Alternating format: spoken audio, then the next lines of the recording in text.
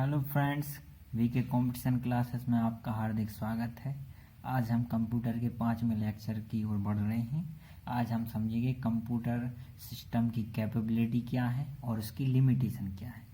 मतलब हमको जानना है कि कंप्यूटर सिस्टम क्या क्या कर सकता है, क्या क्या उसकी शक्तियाँ हैं।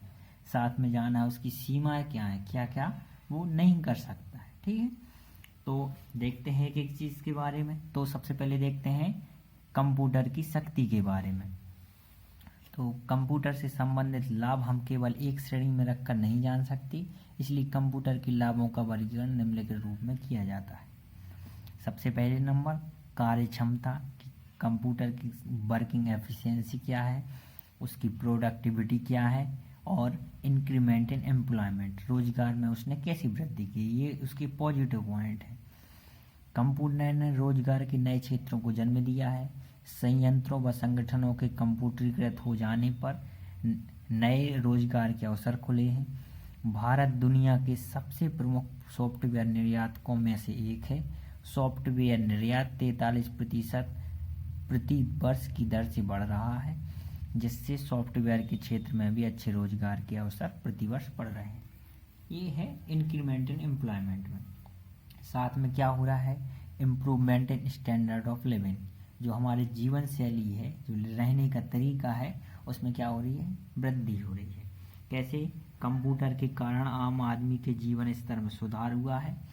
कार्यालयों में एक समान नीरस कार्य को कंप्यूटर कर लेता है, जिससे कर्मचारी अब चुनौतीपूर्ण कार्य की ओर के ध्यान केंद्रित कर सकते हैं। अब क्या है, जैसे कोई एक काम है वही करना, रिपीटेशन, कंप्यूटर आराम से कर लेगा, ना बोर होगा ना कुछ, लेकिन कर्मचारी उससे बोर होते थे।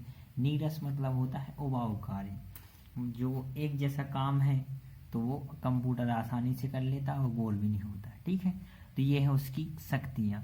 एक तो उसकी एफिशिएंसी, वर्किंग एफिशिएंसी, उसकी प्रोडक्टिविटी, इंक्रीमेंट इन एम्प्लॉयमेंट और इम्प्रूवमेंट स्टैंडर्ड ऑफ लिविंग।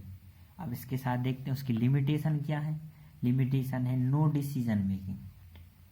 देखिए, शक्तियाँ तो बता देते हैं सब लोग, लेकिन कमियाँ बताने की बात आती तो हमको मालूम ही नहीं रहता कि कंप्यूटर की क्या कमियाँ हो सकती हैं।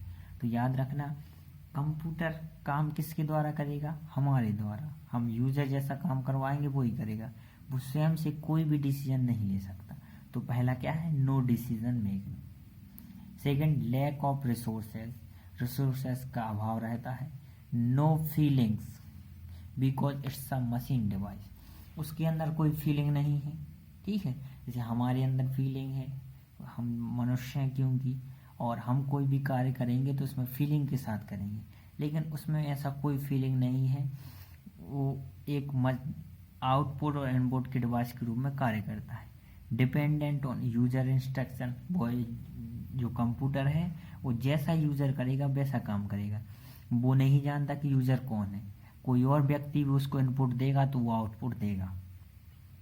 इसके साथ डिपेंडेंट ऑन इलेक्ट्रिसिटी, अब बिजली नहीं है तो वो चालू ही नहीं हो रहा है। तो ये कुछ इसकी क्या है, कमियां हैं। तो हमने देखा कंप्यूटर की कैपेबिलिटी मतलब शक्ति क्या है, क्षमताएं क्या हैं, और उसके साथ उसकी सीमाएं क्या हैं। अब हम अगले में देखेंगे बहुत ही इंपॉर्टेंट टॉपिक, मेमोरी की RAM, ROM and other types of memory के बारे में। तो 5वीं क्लास में इतना ही, 6वीं क्लास में हम आगे का देखेंगे।